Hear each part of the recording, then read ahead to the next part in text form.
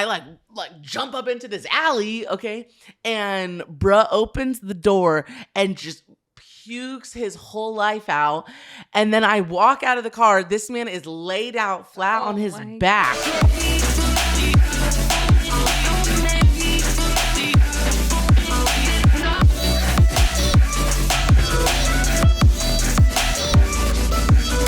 Welcome back, everybody, to Kindred Project. My name's Joe, and we are back with Gabe and Soph. And you guys, we are in part 2 to AGAPE, our AGAPE series. And today we're talking all about dating, y'all. We are going there. Last week we went deep.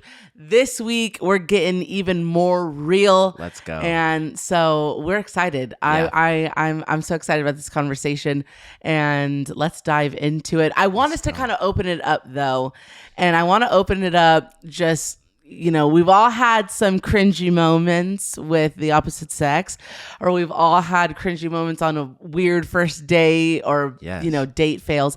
I want you guys to open it up and share with us some like cringy moments that you guys had, either dating or situationships or whatever you guys have had. Share with the people what they want to know throughout our life. Yeah.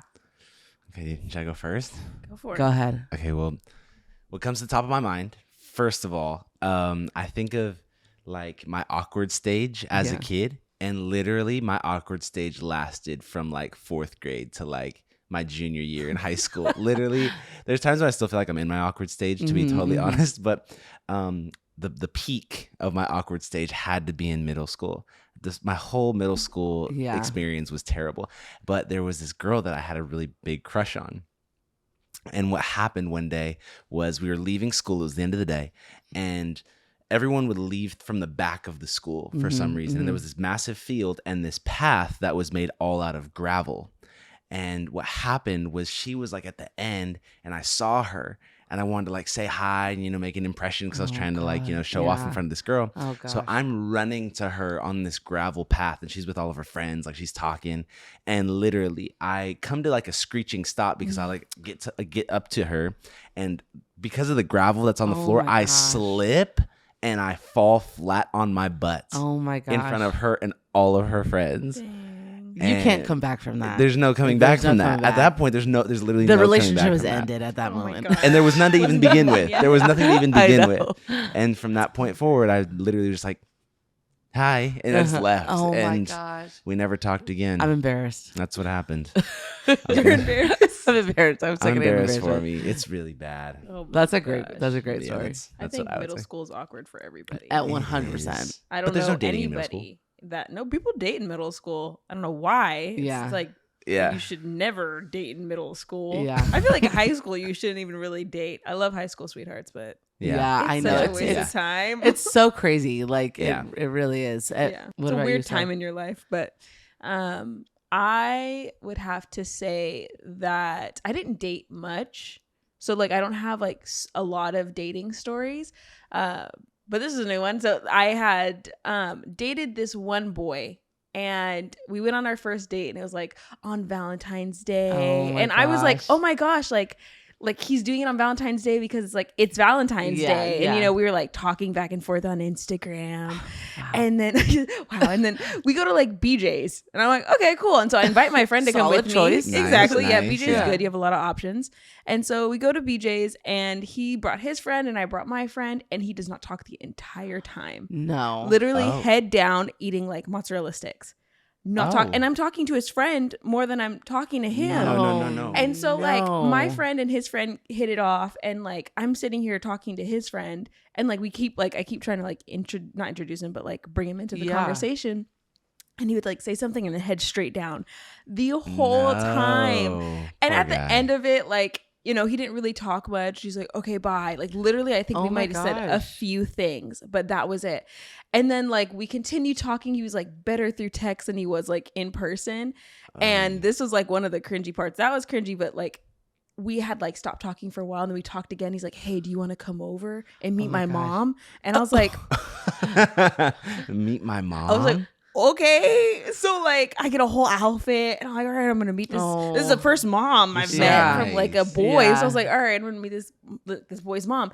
And like we go to the store and he buys steaks and he like comes up to his mom's house and he's like, and he has like steaks in his hand. She's like, hi. Like did not even know we were coming over. Oh my god. Did not know we were coming over. Me and this guy were like on and off texting, so it wasn't even like a consistent we're dating or anything, dude. And then I was like, why didn't you tell your mom? And I'm sitting here going back and forth with him. He's like, it's fine, you want to go for a walk? We go for a walk, and at the very end of the walk he's like, you want to be my girlfriend?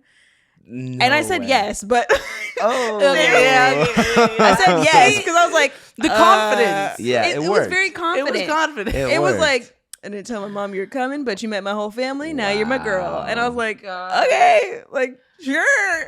Plot twist. That was me. No, it wasn't. It wasn't. It wasn't.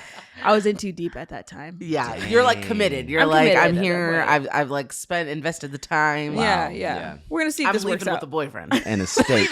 I'm leaving with something. Something. Yeah. Dang. What about Oh my you, God. Joe? I have like a really I have a few. I mean, if you really could take it back to middle school, I did like the cringiest stuff in middle school my too. God. But yeah, one that really sticks out with me. It's a great story, but it's like a complete first date fail. I really was crushing hard on this guy, and I think I just wore him down. Like, and he finally asked me out, and we were friends, and so he asked me out. I remember just like getting the fit together. Erica came over, was like helping me with my makeup. Like I was just like feeling it, and like it was like legit, and so he like had planned this date, and first red flag was that when I asked him like, oh, like, you know, who's driving, like completely expecting he was going to drive us. Yeah. He's like, oh, we could take your car. I'm like, 15 minutes before I got to his house, I was like, okay, yeah, like, okay, that's when I should have known. But so we go, I drive to the city. Okay, that's like 45, like an hour away from my house. And we go, and he had like set up like all these different spots that we were gonna like stop at. So the first spot that we go to is like one of my all-time like favorite ice cream places like in the city. Have you guys ever been to Mitchell's?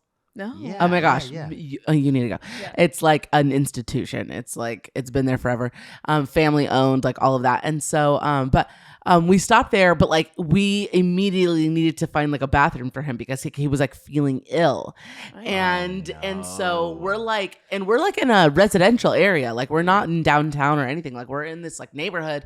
We're trying to find like anything. We finally find this grocery store. He runs into the grocery store and like pukes his guts out. Okay. God.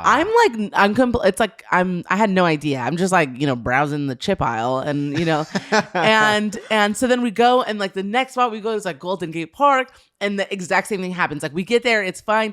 It's beautiful weather. Okay. And so everybody's out there, and he needs to like run and find a bathroom. He runs and finds a bathroom. He was puking his guts out. At this point, I'm on a date with myself. I'm on a date by myself. Like I'm enjoying Golden Gate Park like by myself. It's a golden hour. There's kites, you know. Dang. And then I'm like, dang, like this fool is like really sick. Like, and like I need to take him home. Like, this thing is over. And what? I'm scared. Maybe he was lying, and he was like, this day is like going nowhere, and I'm just gonna act like I'm sick. But then let me tell you, so then like it all culminates to this one moment, and he'll never watch this, but like I feel bad for him. Like I did. That it happens to people, you know. But so we go, and I'm like, dude, like, let me take you home? You know, you're sick. And he's like, no, like super just like determined for us to have this date. And I'm like, I think I should take you home. So then we're going, he's like, no, we're going to the movie. So we're at San Francisco in downtown. There's like really kind of fancy movie theater. So he's like, oh, that's where I'm taking you. I'm like, okay. So we're driving, and we're now in downtown San Francisco. Like the skyscrapers, the traffic is insane. Yeah. This man is getting sick in my car and is telling me he's going to throw up. I'm like, heck no. Is somebody going to throw up in my car? No. And so I like bust a hecka illegal, and I like jump up into this alley, okay, and bruh opens the door and just pukes his whole life out. And then I walk out of the car. This man is laid out flat on his back, sick as a dog. And I'm like, now the dramatics are like, in full swing. I'm running through the streets, like, this is my man, like, somebody help me. And so my husband. I'm like distressed. And I'm like, I run into this like fancy restaurant and I'm like talking to like, I need water, I need napkins, like whatever. Like, I'm on this date. I remember telling God, I'm on this date with this guy. Like, oh my gosh. And so they gave me like this, like 2 glasses of water and I'm like running back over there and he's like, ugh. And then, still. And then, I like slump him over in my backseat. I take him home and then his mom ended up paying for my dinner. Oh no way. And actually I went to dinner with his sister that night. We went to like McDonald's or something. And and then at the end we go back, I'm eating, just chilling with the fam. Yeah. He's like in his room or something like and then he walks me out like at the end of the night because I think I ended up just like hanging out with his sister. Oh my god. And that's and insane. he walks me out and then asks me to be his girlfriend. Wow. The self-confidence, the boldness. And like, I said, yeah. Did he kiss you that night? No. Oh, wait. No. I don't know. Did he brush his honestly, I don't teeth? know. Maybe he did. I don't know. I don't remember our first kiss. Dang. But that's if we crazy. kissed, then I committed to it. Yeah. I was like, I'm leaving with something. Like I'm here. Today's the day. Today's the day. I'm just going for it. Dang. That's literally like out of a movie. It is. It's not even real. It is. And I feel so bad for him, but it has given me the greatest story of all time. Gosh. So I hope he's doing well. You need to share that with the masses. That's so good. Well. Yeah. Do you guys keep up with your exes? Do you like stay in? Are you, because there No. are some people, right, that like are Yeah. really believe in like being friends with your ex. No. Or like keeping in touch with them or whatever. I don't believe in it either because I feel like for me, that's like you're just shelving someone, like you're like, I'm going to save you for later just in case this doesn't work out. Yeah. And I could say that because I've done it. I mean, You're just like honest, self-aware, honest hour. Yeah, like, I've done it before. I know. No, but is it different for guys? No, it's same, right? If you did that, it'd probably be for the same kind of reasoning. Same, I would think. Yeah, I would think so too. But no, I don't think that should really be a thing. It shouldn't be necessary. Yeah, especially if you get into another relationship. Right. Definitely not. Especially if you were intimate with that person. Yeah. If it was like we tried it, we went on a date. Yeah. Yes. And it's like, oh, okay, like that was weird. Then it's like, okay, like if you're around the same friends, but if there was like entertainment of any kind, like, sure. When I agree, like interaction, of any kind. 100%, I agree. Yeah.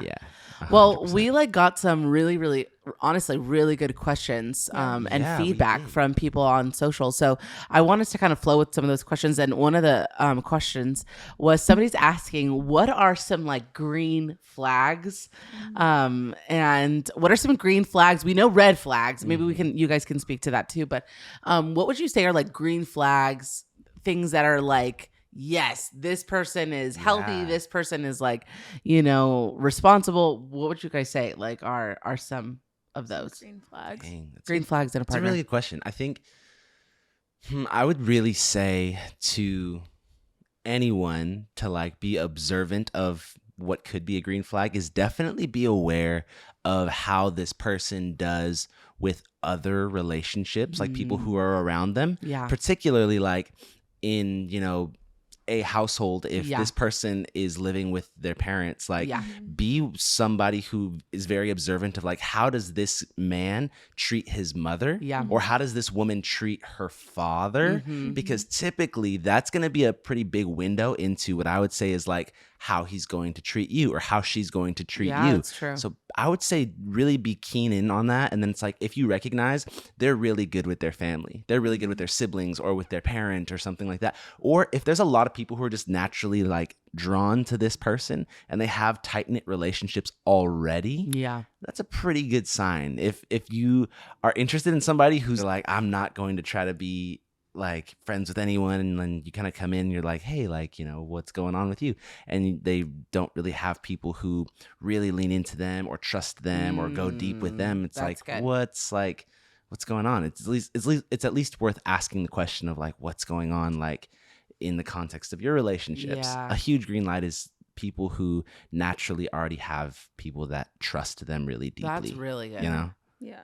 And like just to continue to watch someone, I think like that's a big part of even like Christian dating is in the beginning to like watch that person before you even tell them that you like them. Like continue to watch them. Sure, yeah. And I think a green flag for sure is like seeing how, at least for women, is seeing how a man like works, like interacts with his work. You know what I mean?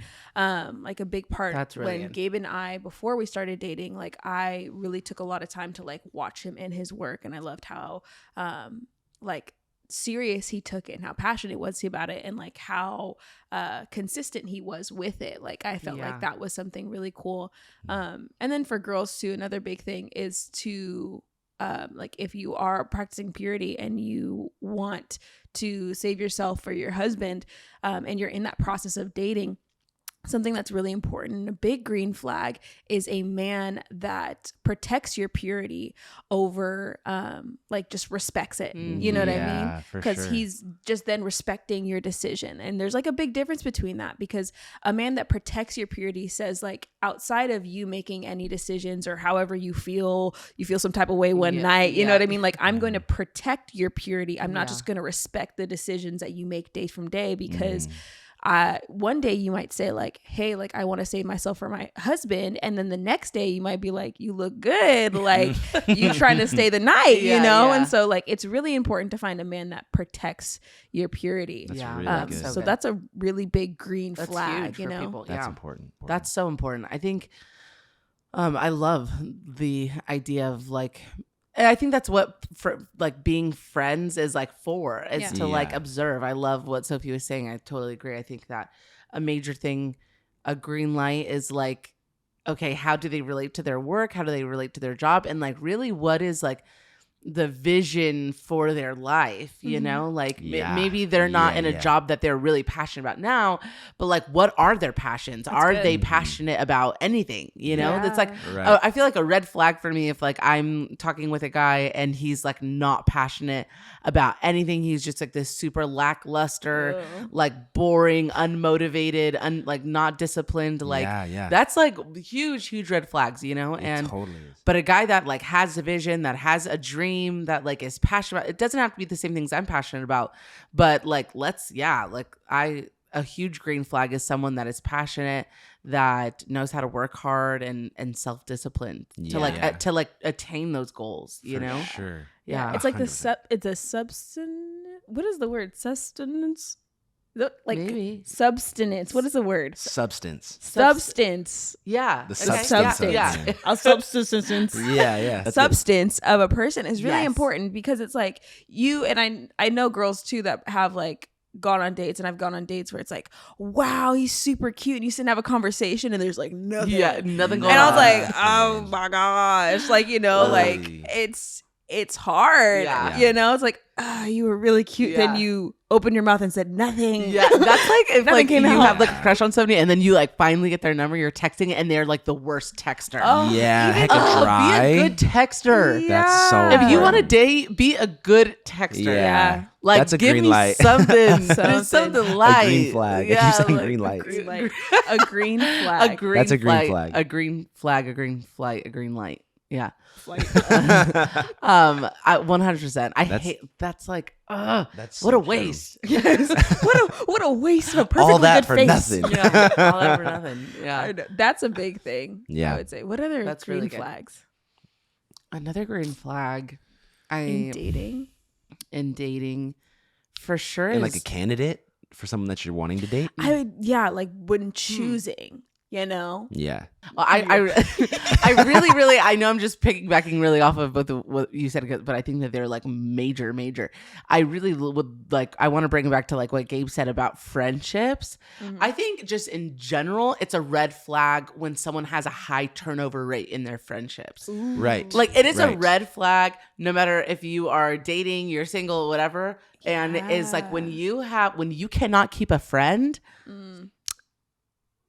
maybe the problem is you, and it's not everybody else, like maybe you are the problem, maybe you're the issue. I know a lot of people actually that struggle with this, and I have like so many question marks around this person. Like this person is definitely not someone I would ever trust or ever feel like I could go deep with, or or I would encourage anyone else to trust or go deep with. Like it's such a red flag. And so the opposite is true, like that if this person is marked by really healthy friendships that have stood like the test of time, or this person is really in a season where he's putting a lot of value on relationships and on friendships, then that is like a huge green flag, right? Sure, that's telling me that you're someone that knows how to communicate, how to be loyal, how to communicate, like all of those things, like I think are huge when being friends with somebody and like asking the question, like, could this be something? Could this be a good partner for me?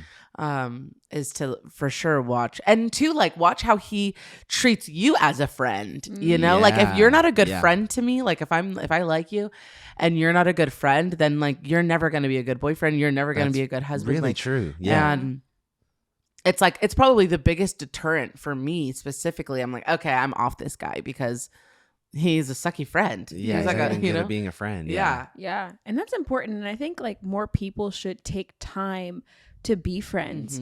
Like, you know what I mean? Like, I know a lot of people will like say like, oh, well, either like we've dated before, or like going back into it, or even just saying like, oh, we've been friends for a while, but like not actually been like close friends, knowing that you like each other. Take that time. Even if you've said like, I like you, like take that time to be friends and like really pursue one another as friends, because like at the end of the day, when you're married, when your kids, you have kids and your kids leave the house, like you guys want to make sure that you have that friendship. Yeah, for sure. So I think that's really important. And like one other green flag, like something that reminded me of that, because you're just talking about like how they invest in their friends and like how they invest in you. I think something that is a green flag is like a man or woman that goes out of their way to really get to know you. You know what I mean? Like it's not just like let's have fun, but they ask those like deep questions and they want to know more about your life, like more about your history, more about your family. Like they really take that time before even calling you their girlfriend, like or boyfriend, by saying like I want to know what makes you tick. I want to know what makes you like upset, what makes you happy. Like those things, like that's true investment. You know what I mean? And so for sure, that really separates them from just like your regular friends, is like, or just any other guy, like a guy that is willing to say like, I want to know all about you and I want to be able to like, I'm over romanticizing this, I bet. But like as a woman, it's like, I want him to know every single one of my moods. And when this happens, I want him to understand. I don't even want to have to tell him, you know what I mean? And that's that beginning stage of like really getting to know your person. And when it's not super pressured by like, okay, now we have to get married because we're dating, or like, okay, now we have to do this, now we have to do that. In that dating stage, in that friend stage, it's so fun and so easy just to really get to know your person. Yeah. So I think that's a green flag. I love that. I think I love what Sophia's saying, and I think it kind of speaks to this time of your friendship or relationship that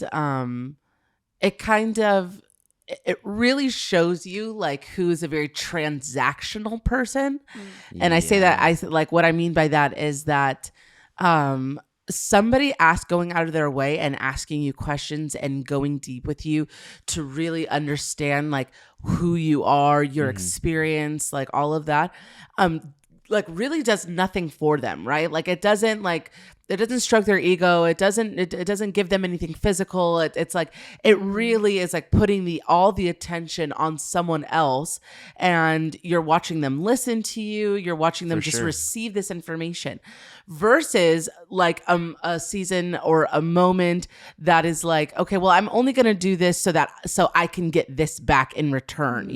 Like I find like the people that are the best, like at getting to know people are people that really lead from kind of like an unconditional love place of like, I don't need anything from you. I just want to know who you are. Yeah. Like this interaction really does nothing for me, but I just like, because I care about you, I want to know. And I want to know all those things, even the funny things that Soph was saying, like, I want to know those things. I want to know moods and I want to know all of that. Yeah. And I want to study you, even though that really doesn't do anything for me. But I'm showing you that this connection or this whatever this is going to be, it transcends it being a transactional relationship, you know, like, and we all have had those types of friendships or relationships, you know, it's like, it's just this like constant, like maybe like a give or take when really both parties should just be giving for sure. And, but do you know what I mean when I say that? Like, it's like there are people, I feel like there are partners that I've had that are whatever that are really in it to see what they can get out of it, you know? Yeah. And taking a moment like that does nothing for a partner. It's just like all attention on the one that's speaking. And I love that. I love that you brought that up. It's a total investment too, because like, though it's like doesn't do anything for them, it's like I want to be able to retain this, you know, like I'm saying I want to know more about the long haul. Like I want to know more about you so that I can continue to bring these things up later, because asking your favorite color, it's like, okay, cool, like those are like very minimal things, but like wanting to know the deep things, you're saying like I want to be a part of like the rest of your life, you know. But yeah, like even the transactional things, like we've all had dates where they're very transactional. It's like, for sure, we've heard it said before too, you know, like the best relationships are between two servants, which I think is very true. The reality is that like the person that you're looking for is someone that you like the person that you're looking for, ultimately you're looking for that person who's going to be very selfless, who has a big desire to serve you. But then also too, it's important to check yourself and make sure you're answering the question, well, I also then want to be somebody who tries to outserve them. And when you constantly have that, that's where that agape kind of love comes into play, right? That unconditional love and that desire that this does nothing for me, this is all for you kind of mentality. So when I listen to you, when I talk to you, when I serve you, what I'm doing is things for you. And I'm not just being depleted, because ultimately you're doing the same things for me. So I'm like being filled up by you, you're being filled up by me, and we're going back and forth. And so I think it's really important to find someone who has the heart to just love and serve you unconditionally. Good. But then also too, like for a lot of people who are watching this, maybe you are a Christian, or you actually, you know, you have a faith or a belief system that you follow. This podcast is not exclusive to Christians at all by any means, but I would say the last probably like green flag for you to be aware of when it comes to candidates is to make sure that you recognize that this person has similar beliefs as you, or are equal in their understanding of this is what I believe, this is what I'm actually like following. And if you're not a person of faith, like just make sure the person has like the same morals as you, you know, or like the same desires and passions, in the sense of like, if they're really big on family, but you're not really big on family, that's going to be an issue that's going to come up and surface later on in the relationship.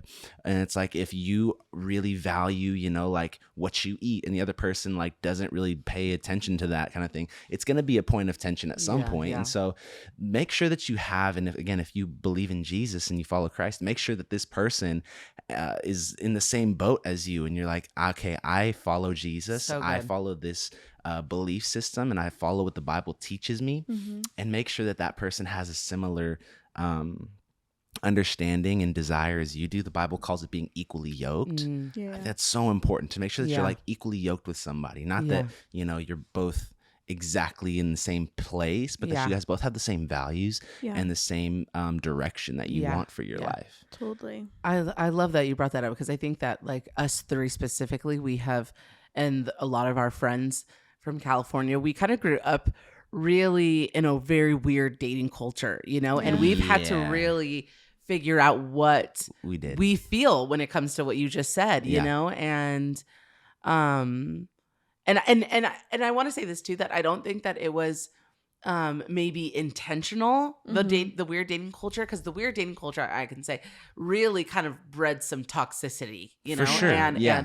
And it's nobody's fault. I think that like leadership, and when you're a part of a faith community, as deeply as we were, you have a lot of adults that like see a bunch of young adults dating, and just like there's this fear of like everybody having sex, you know, and then that makes people act weird, you know, and then if you're a part of a community, or maybe you're part of a friend group or whatever, where like nobody really talks about anything, like it breeds a lot of confusion and frustration, and so I love that you brought it up, because I know the journey I feel like that we've all been on to really come to that place of like, for sure, what does that scripture really mean for my day-to-day life? You know, like we've all preached it before, but like, what does it actually mean for my personal life? Yeah. How do I relate to that? Yeah. And how does God want to really bring that scripture into fruition into my life? I think we've all kind of gotten it wrong at times, and like, and it's definitely this kind of hit or miss, and figuring out like how we feel about dating and how we feel about like marriage and all of that stuff. But is there anything that you guys want to add to that, of just like growing up in a weird dating culture and kind of coming out of that and really figuring out what it means for you? I think what I really learned, not intentionally by any means, but what I learned and picked up in that culture was very much this thought when it comes to that scripture being equally yoked. What I thought, because my deepest desire is to do ministry full time and to preach and to teach God's word. And I thought that meant that you have to then marry a preacher. Like literally I thought, like that's the ultimate goal, is like, okay, I have to marry somebody who wants to be a pastor, you know? And Sophie is, someone who wants to do ministry with me full time and be a part of it. But she also has her own dreams and vision and aspirations. And she wants to start, it's like she's starting her own business and doing her own thing. And we want to do this together, but by no means does equally yoked mean that she has to have the same giftings as I do, or the same, full-time occupation as I do by any means. It really just means, like, what I've learned is that it means that we both have the same spot in our heart for God. Yeah. We both have the same understanding of the life that we want to live, with God as the center of that life. Yeah. And so for me, when I think of that, and I think of kind of the goofy things that I learned in this very weird culture that we grew up in, I kind of cringe, because I'm like, that's not the reality. Somebody who's looking for a significant other or somebody to date should not necessarily be looking for somebody who is exactly who you are. You want somebody who's different than you. You want somebody who's going to be able to, partner with you and to be, strong in areas where you're weak. And, and so you can be strong in areas that they're not the strongest, and things like that. So I don't know. My perspective of that scripture has just been totally changed. Yeah. And I think a big part of that too, because we had this conversation when we got married. I'm like, are you gonna expect me to preach? Because I don't know if I want to. Like I never real, maybe I will if I felt something, but I don't want this expectation of me to have to do anything. And so that was like a big thing. But I would even say too, like, even going back to the green flags, I would say another green flag for women or for men that believe and love Jesus, believe that Jesus is our Lord and Savior. Like, if you believe, and maybe the person that you're dating before you've given your life to Christ does not believe, I would say a green flag even for that next step, if you guys are dating and you love them and you're like, God, is this my person? A green flag before taking that next step would be like, will they understand the statement, like, I want you to love Jesus more than you love me? Like, that in itself, like, if they're very confused by that, like, that's okay if they're confused by it, but if they're willing to understand, that in itself would be a green flag.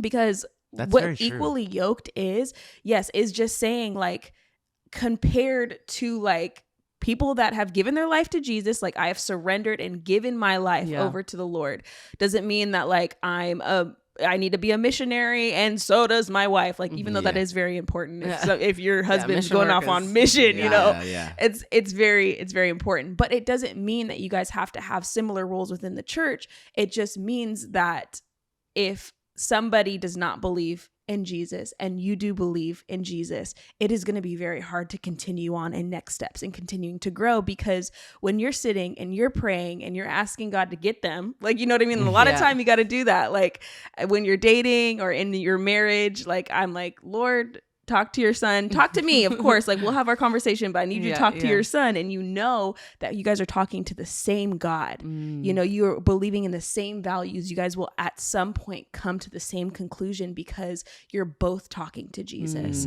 And I really believe that's what equally yoked is like you guys have that same belief system. Like you're both carrying your own separate cross. Like I'm not trying to drag him. Like I'm constantly pursuing my relationship with God. He's constantly pursuing his relationship with God, and we can trust in that and trust in God to know that if anything goes wrong, like he will bring us back to one another. So that's a big part of being 100%. Equally yoked. It's just like we both believe in Jesus and we've both given our life to Jesus, and we stand by these values outside of somebody that doesn't, you know? And how do we prioritize? What does that look like in our lives? Like, how are we going to commit to prioritizing our faith? How does all of that, I think, is super, super important. Huge. It's huge. And I probably is a really big oversight in a lot of relationships where like couples don't have the knowledge or, you know to ask some of these questions, but it could be a huge, like it was saying, point of tension. And yeah, I've definitely lived through some really tough moments holding that tension with a partner that did not really prioritize their faith the same way that I did. It looked very different, and their expression was very different, and they went to a different church, and there was lots and lots and lots of hurdles and lots of things that we kind of had to get over. And I ended up dating that individual for actually a really long time. But okay, next question. Moving kind of forward. We're kind of like naturally going here, but like you guys are both Christians. How do you feel like Christian dating was a question that was sent to us? Christian dating should go, but also I'm going to tag on another question to that. Do you think is like a big lesson people should learn in the season of dating? So not the season of singles, not the season of marriage, but the season of dating. What's one big lesson? I think that kind of ties into like what it should be looking like, you know, what are the lessons you should be learning? What are the things you should be picking up on? Man. I would say like a big lesson, like something that just comes to mind. A big lesson is like, do not be afraid of like making mistakes. You know, as a Christian and even as like a leader, like you're going to make mistakes, you know, you're going to make mistakes in your relationship. Maybe the person you thought, you know, like you were going to marry, it was not the person that you're going to marry. And that's okay. Like no one is holding a gun to your head and saying like, well, you need to marry this person, or like, well, you already held their hand. So now that's your man for the rest of your life. Like it's okay to make those mistakes. It's okay.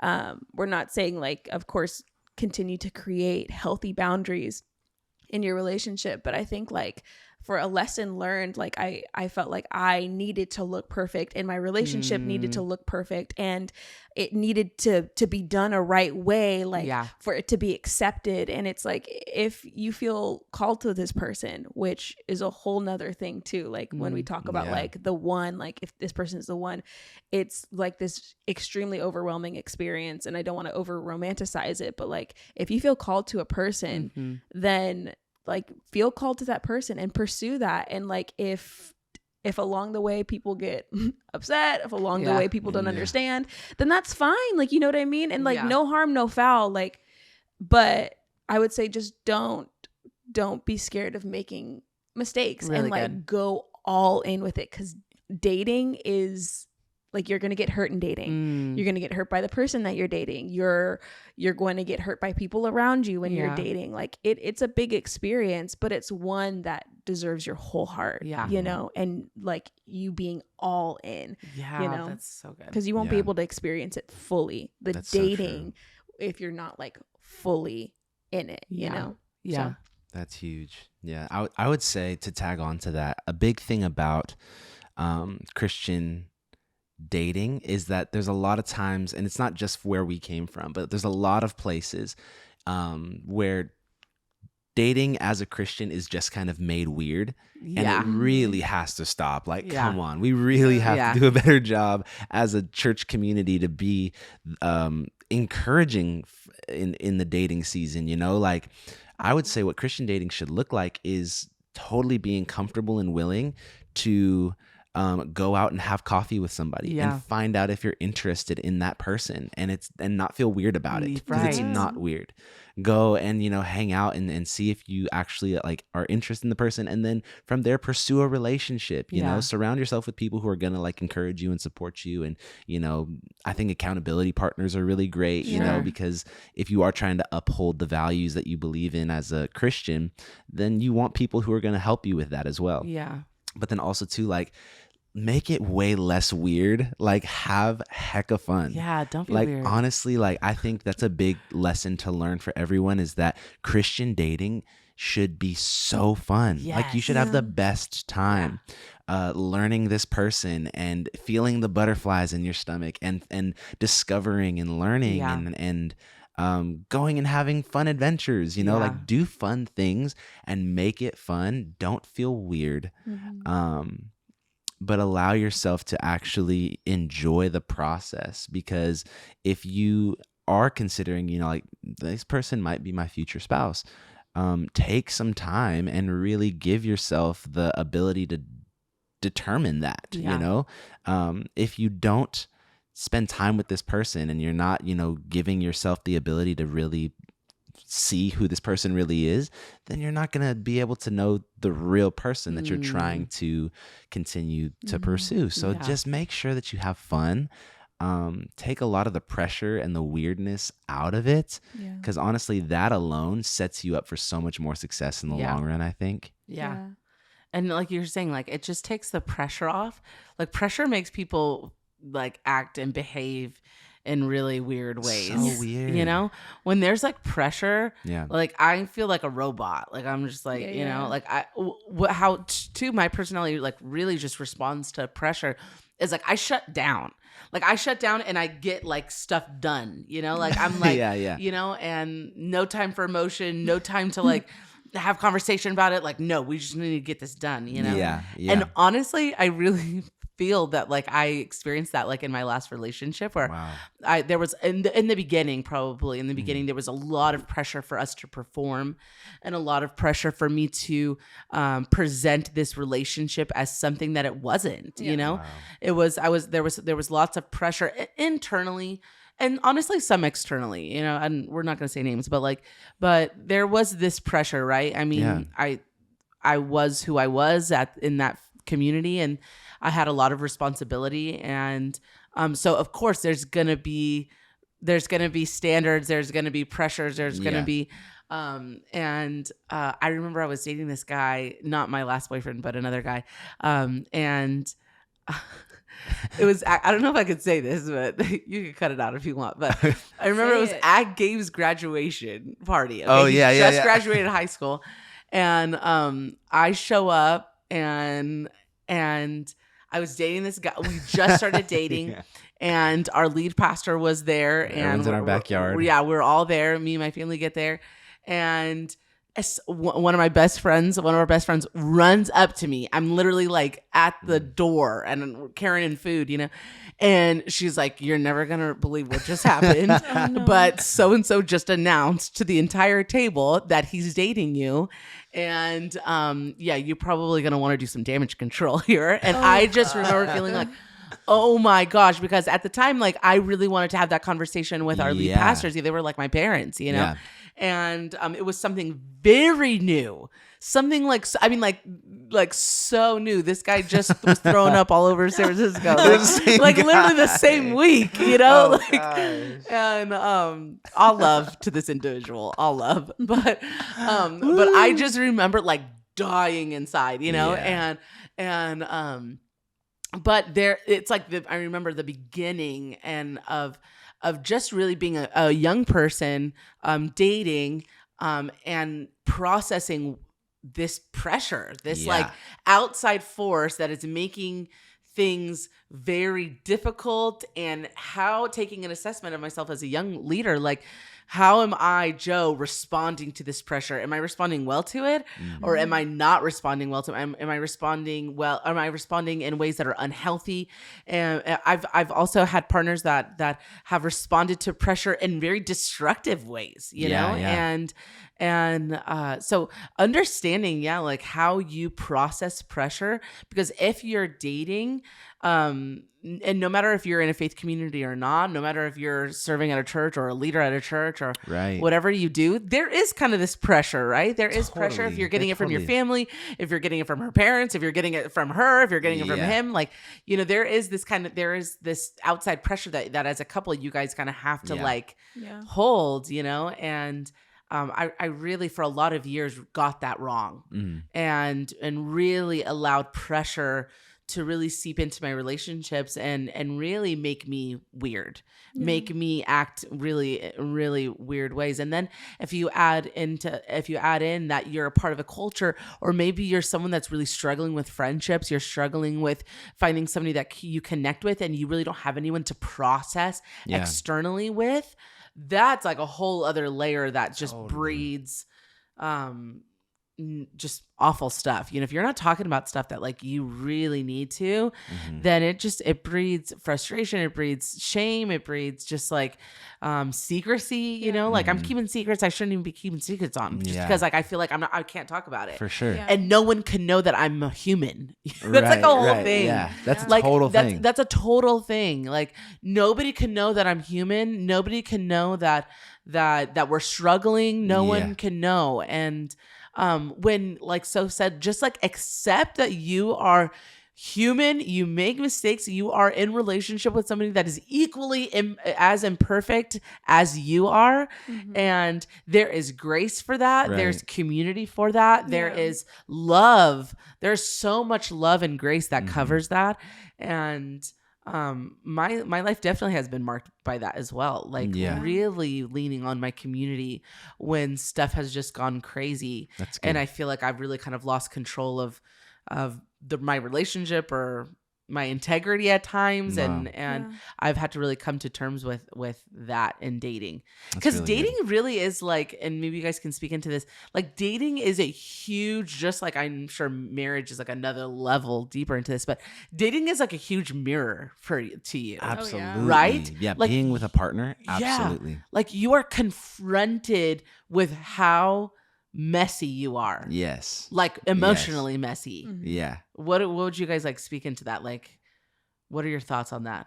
I would say that it's definitely not that it's exactly that. And a lot of times I think the misconception can be that you will just be better when you get into a relationship, or you'll just, get over this issue that you have when you get into a relationship. For some people, it's like, hey, I'm just going to get over this addiction once I get into a relationship. Wow. And it's totally not the reality. If anything, like being in a relationship simply magnifies your problem, or magnifies the issue, or magnifies the thing that needs to ultimately be healed. And so I would definitely say that the biggest thing in that kind of thing, in that category, is deal with as much as you can. Of course, we're imperfect, but deal with what you can in the season of singleness. Last week we talked about maximizing the time of singleness, and that's a big thing. Is maximize the time of just like healing yourself, like allowing God to heal you, allowing God to help you process and understand who you are. Yeah. Because when you enter into a relationship, it's gonna be magnified, and it's gonna really show you the things in your life that you didn't even know were there. Yeah. And of course, everyone's going to have those things, but the more that you can deal with them up front, of course, the better off you're going to be. Yeah, definitely. Yeah. I would say the same thing. And like, a big part of, dating is you're kind of like learning too how someone else was raised. Very different from, how I was raised. So true. Because, when you fight with your siblings, you're like, you sound like mom. Yeah. Like, you know what I mean? Yeah. Like, you know, you sound like this person. You sound like that person. So when you're like, if you ever get like you will get in fights. When you get in fights and you like argue with like your significant other, you're like, where is that coming from? Yeah. Like, Wow, what yeah. is that? Like, Yeah. you know what I Very mean? true. And that's why it's so important in the beginning to like really get to know your person before those arguments. Cause then it's like, did I make you feel some kind of way? And like triggers too is a big thing, that it's a word that we've learned a lot in these past few years, being out in Washington, like understanding triggers and what that means,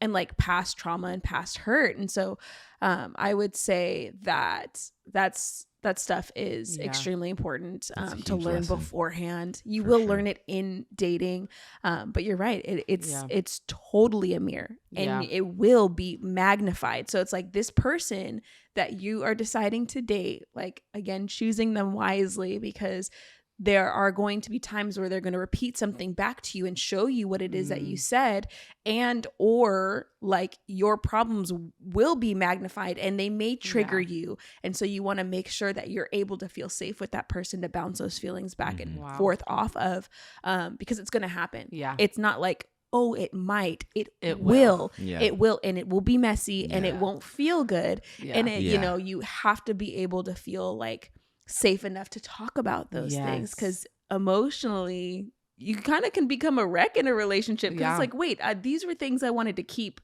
buried, and you're now seeing them, and it's, I don't appreciate it, you know? Last green flag, I would say a huge thing is, and this comes with time in a relationship, being with someone who is able to see your ugly magnified, like we're talking about, and doesn't run away.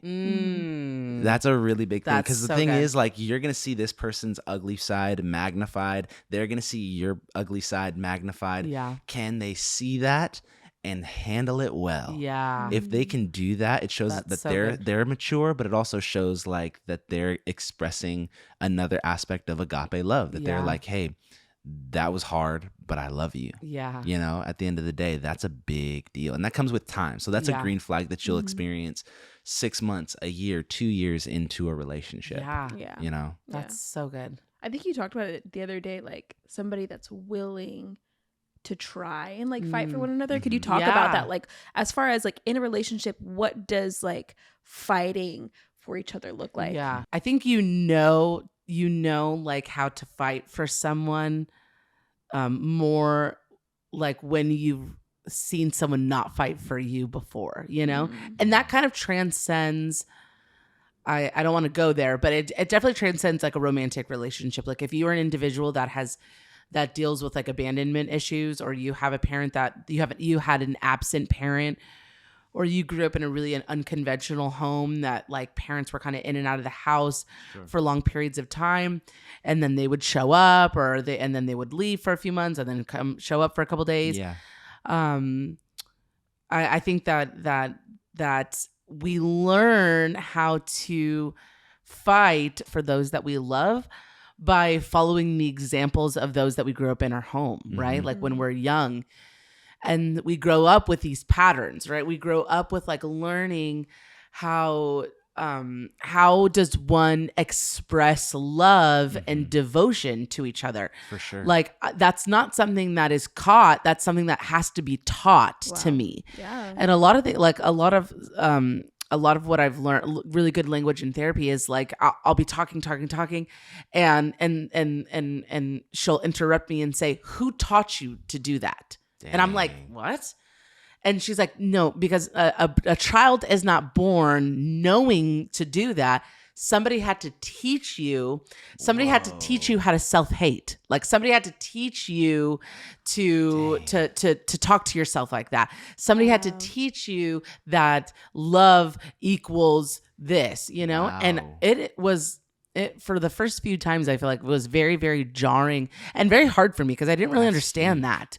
But what she was trying to get at is that like a lot of the habits that you have as like a 20-something-year-old really are habits and lessons that you learned when you were 100%. Like 5, 6, 7, 8 years old, you know? That's crazy. And And so when it comes to like fighting for somebody, it was like, I feel like probably a big lesson that I would tell somebody is like, what's a lesson that like you should be learning while you're dating? It's like, learn how to like fight for your partner. Yeah. That doesn't mean toxic. That doesn't mean you fight each other. Mm-hmm. That means learning how to stay and learning how to stay and learning how to put in the work to fight for your relationship. Totally. But if you are somebody that like can't do that, or like maybe you're somebody that like is a runner and you're someone that like doesn't know how to fight, or maybe we turn that and we make that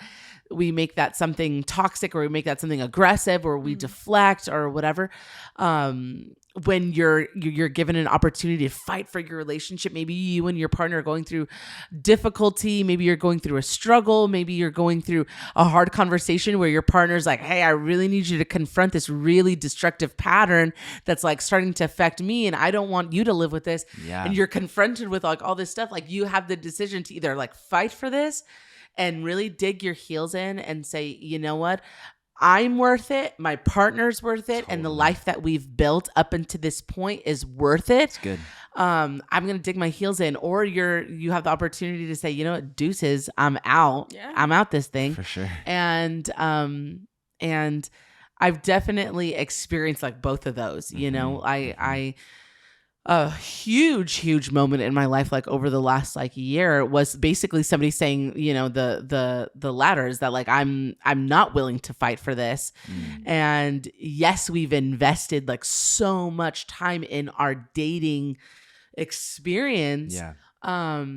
And this kind of like probably even goes into like one of our next questions of just like knowing who's the one. Like, I have such a weird opinion on that question because like the one like is the one that's willing to fight for you, right? Yes. Like the one is the one that puts in the work. And I can feel all this like this metaphysical and all this spiritual confirmation before that. But when rubber meets the road, is my partner choosing me? You know, like I've solidified it and resolved it in my mind to fight for this person and to choose them every day, and to, you know, to hope and to pray that like we're building something that would lead into a future. But if my partner is like choosing the opposite, and when you're really coming up against adversity and difficult conversation, if your partner is constantly showing you that they would rather run than fight for you, then that's toxic, and you should probably leave that person. You should probably get out of that relationship, because a healthy relationship is two people that constantly choose each other and constantly say yes to each other and constantly fight for the relationship that they've built. Yeah. That's so that's good. really What would you guys say? Like, kind of like, I don't know, going along the lines of like being in a toxic relationship, or what would you guys say to somebody who maybe is in a relationship like that, where like they don't know how to fight well, so maybe they like turn their weapons on each other, and they're realizing that they're probably in a relationship with somebody who's like just flighty, and they're a runner, and they don't want to confront, and they're constantly kind of like running away from the issues, and it's kind of turning toxic. What would you guys say to that person? Yeah, I think you make such a good point. Like, you talking about fighting for one another, but like fighting fair, I think is a big part of it too, you know. I think with things turning toxic, things can easily turn toxic. Yeah. You know what I mean? Like, as people, we are imperfect people. We all have like our own flaws, but like fighting fair is so important. Yeah, it is. Making sure that like you are aware of the things you say and how you say them to one another. Because like, you know, with I don't know if men are the same way, but with women, like, we know if we say something a certain way. Yeah. Like, language is very important to us. And even like when women talk to one another, like, did you hear how she said that? Yeah. And I'm talking to my husband, I'm like, she said this like this. And he's like, what? And I was like, she meant something by that. Like, I know she meant something by it, because I know if I were to say something like that, I would mean something by it. So I think like language is really important. How you talk to your significant other is really important. So true. And when, you know, like when you decide to bring things up are really important as well too. Like, a big part of relationships is communication. It is communication. And people said that before like me even getting in a relationship. And I was like, yeah, we'll just talk about everything. But it's how you communicate as well too. Because you could be saying everything every single day. But like if you're not going deep and you're just kind of having these blanket statements, then it's really not communication. There's no back and forth. So it is really important. And I think it's important for men as well too. Like it's hard for women to have conversations with men because women think one way and men think another way, but we have to find a way to see through each other's eyes. And Gabe and I read this book called Love and Respect, and a big part of that is them talking about it being toxic. A way that it can become toxic is if a woman continues to speak through a woman's language and expect a man to understand, and then a man continues to speak through a man's language and expect a woman to understand and not try to understand the opposite sex. Wow. And so that is an amazing book and a huge resource for people. I would say definitely read it. At first, as a woman reading it, like the first few chapters, I was like, excuse me? It can be offensive. For me, I was like, don't tell me how to love my man. I know how to do that. And it's like, no, we're talking about respect. I'm like, he is respected enough. Like he feels respected by me. I respect him enough. I know he knows how I love him. He knows what I mean. Yeah. And so that's a big thing too, talking about like women, they think like respect equals love. Like I'm loving my man, when a man needs something very different. So I think when things get toxic, a lot of the times it's because of a selfish nature, right? And sometimes you think like, oh, as a woman, I'm doing what I would want. When it's like, but that's not what my significant other needs. Yeah. So a big part of that, of course, communication, but communicate in the way that your person needs to be communicated. And not all men are the same way. Yeah. But they do have a certain way that they need to be communicated for it to make sense to them. So good. Yeah. I would honestly say that's a very holistic answer. Like that's so good. I totally agree with everything you said. And honestly, Love and Respect was a really, really great book for us. Like it revolutionized our relationship. We read that when we were engaged. And then something that we read, and this kind of ties into that question of like the one mentality and like who's the one. Yeah. Before we started dating, we read this book together called The Sacred Search, which I highly recommend for people who are thinking about dating, who are dating, or engaged, married. Like read it in any season of your life, because I agree with the mentality that you have, kind of like the philosophy behind the one. Yeah. I think, and this is something that I had to learn from my mentors, because I didn't know this before. I always thought like, oh, if God has a will for my life, then he has someone, like a specific person, and I don't want to miss it. You know, I don't want to miss the right. And ultimately what you learn is that the one is the one that you choose, because God gave you the ability to have free will and the ability to decide. And so the person that is the one is the person that you choose on a constant basis, and someone that chooses you on a constant basis. That's the one. And at the end of the day, I would the reason why I recommend Sacred Search is because for Sophie and I, what we did before dating, I told her that I liked her in August of the year, and we didn't start dating until January of the coming year, because what we did, a big thing that we learned from lessons learned, is that something that I learned personally was I don't want to step into a relationship without someone who is already like my best friend. Yeah. You know, I had made what I would consider to be, you know, kind of the mistake, or just the naive decision to step into relationships previous to Sophie, by just like being enticed by this person, or thinking that they're attractive, and not knowing them and learning things about this person that could have totally been learned in a friendship stage. And so I think that a big recommendation for some people who are listening, if you're interested in somebody but you don't like know them yet, I would say take some time and become really good friends with that person first. And then honestly, if you guys are getting close, I would definitely recommend read something like The Sacred Search, because what that does is it helps you to determine what we talked about earlier.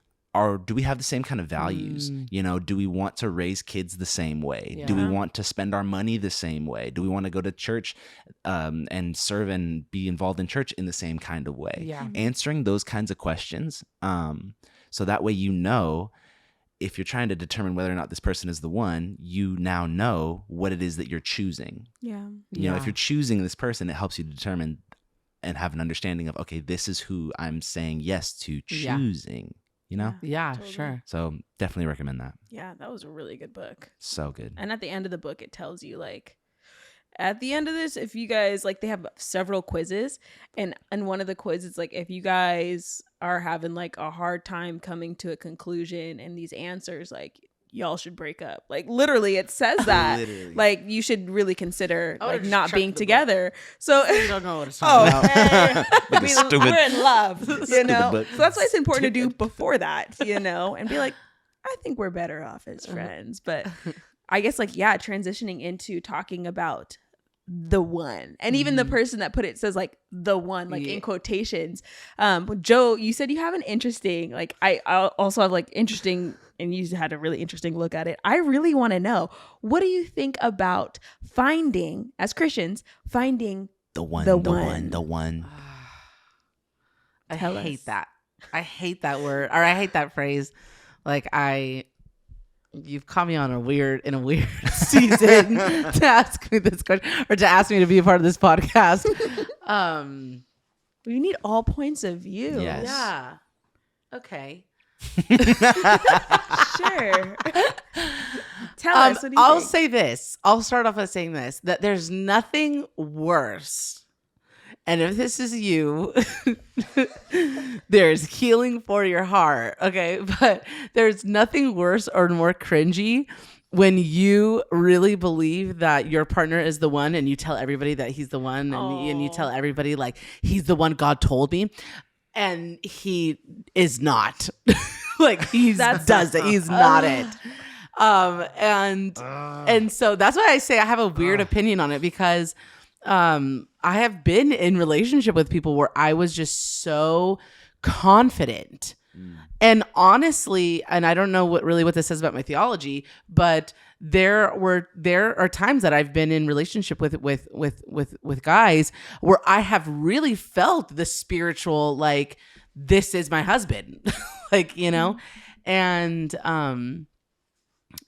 I remember when I was in Bible college, really quick, I was in Bible college, I was very much introduced to just dating, and I had kind of recently gotten saved, and, you know, like, kind of in my late teens, and I really was just like really on fire for Jesus. I didn't really care about dating. I wasn't really whatever until I got to Bible college, and everybody's dating each other, and everybody's like talking about marriage, and I was just like, my eyes were like opened, you know, like, because honestly, another thing too, I think it's like a cultural thing, and like just like where we come from, I feel like a lot of time too, people don't really talk about being excited about marriage. People get pregnant and then they get married, you know, like people get knocked up, and in our culture, like in Antioch, like nobody meant like in our last previous church culture. Oh, no, not church culture. That. Like just like where we come from, like our, like, you know, growing up. I don't think we come from families that are like, you know, really are marked by, you know, doing it the Bible way, you know, right. And I mean, like, I grew up in a family where like you just got pregnant, and then you kind of, and then you got to decide what you wanted to do with marriage, you know. Marriage was not like a thing to be excited for. Marriage was not something that like was the goal.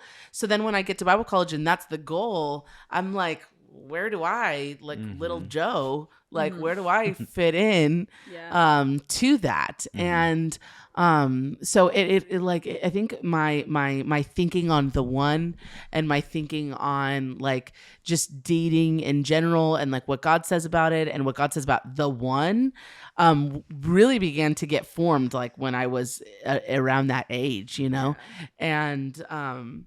And so when I started really having these serious relationships with these guys, I was all jacked up. Like, I had like a very, very like not strong belief system on what I was supposed to be looking for. And like what I said before, I think the one is the person that sticks it out with you, you know? Yeah. And there's a reason why people really discourage like prophetic people from prophesying about marriage and about baby. Like, you know, it's such a subjective thing. It's such a sensitive thing. It's such a nuanced topic of like the one who you're going to end up with.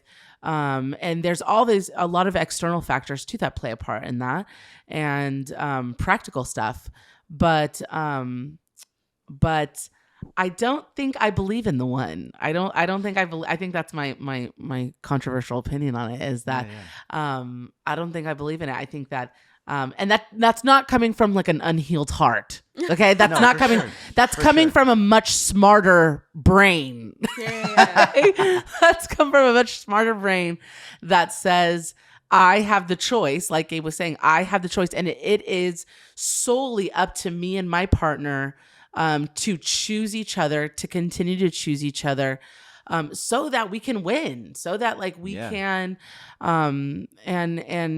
and marriage isn't even the goal. Having a healthy relationship and a healthy partnership is always the goal, because you could, you know, say I do and still not have a healthy relationship. You could still be very broken and very toxic, right? I mean, but yeah, that's my opinion. Sorry if that makes people feel sad. That's good. But the reason people don't like that though is because it involves them, and it's like it's not whatever God wants. You know, it's like, oh, whatever I want. Yeah, it puts like a lot of responsibility. A lot of responsibility. It's the biggest decision other than like, you know, giving your life to Jesus that you will ever make in your life. Who's gonna be that person that you decide to spend the rest of your life with? Yeah. Wait, so are we saying that we don't believe in soulmates? Are we saying that because I love the idea? You're like, there is no the one, but there is soulmates. But there is soulmates, twin flames, and karmic partners. No, oh my gosh, that's a TikTok thing. That's a TikTok thing. You know, let's land the plane here. Wait, are we saying okay? As far as like the one, I feel like there is one that you can choose. Like we keep saying the one, and I think like there is not just one person. And even in the book Sacred Search, he talks about the fact that there is not one person. Like you're not going to miss your opportunity, and then because you didn't date the one person you were supposed to date, you're never going to find another person ever again. Especially when we were talking about like being equally yoked. Like there are not boundaries, but like there are obviously, what is the word that I'm looking for? There's expectations. There's like expectations and like guardrails, kind of guardrails around like who you should choose. But you, at the end of the day, you can choose anyone that you want. Right. They should be a follower of Christ. They should love the Lord more than they love you. Like they should be a whole person. Yeah, they should. It's the easiest kind of way, I would say, and it's going to be easier for you in the long run when it comes to choosing that person that you want to spend the rest of your life with. And that person should be the only one when you're thinking about the one. But like the question was like, how do you know when they are the one? And I think like a big thing to look for, at least like as a woman, when like you're looking for the person that you want to be your one for the rest of your life, when you're looking for your person, the biggest thing I would say that comes to mind is you want to find that person that is going to be regardless if you want to have kids or not, somebody that you would say like, I would be so proud of myself if I gave my children this man as a father. You know what I mean? Like I would be so happy with giving my daughter this father, my son this father, or like vice versa as a man, like this woman to be the mother of my children. Because not saying like marriage equals babies, because that's something that I completely, that's a whole nother topic. I'll talk about it during marriage. So I'm not saying that's what that means, but like when you're choosing a partner, like continue to want to choose them in every stage of life. Like this is a person I want to grow old with. Like make sure that they are like your best friend. Totally. You know, because like in every stage of life, do you continue to want to choose them? And in the book as well, it says too, like there's a beginning stage, which is called the infatuation stage. And it can last from like 6 months to a year, where nothing they do will irritate you because they are so perfect. Yeah. Because you are so in love with them. Yeah. Because you're so infatuated with who they are. You end up creating schedules. I love that around them. It's a beautiful stage of life. So fun. It is a beautiful But stage you of act life. weird. But yes, you act weird and you're not thinking straight. And that's what they say too. Do not make decisions in the infatuation stage. Yeah. Do not make long-lasting decisions in the infatuation stage. Like that's so good. Even like taking next steps of having sex. Like that's why it's so important to wait. Like, you know what I mean? Like in that infatuation stage, bonding yourself with somebody through marriage, through sex, through whatever it is, like take your time in that stage. Wow. Yes, have fun with it, but like really get to know them. Yeah. So I'm saying like in finding the one, like there's so many different things. Like the Lord, like a big part of like my story with Gabe is I waited like a while to have sex. We didn't have sex till we got married. I didn't have a lot of boyfriends. Like growing up, people would say I was picky, but I knew what I wanted, you know? And then even talking about in singleness, I talked about like how the Lord told me like 2 years, and then like I will present the man that you're going to be with for the rest of your life.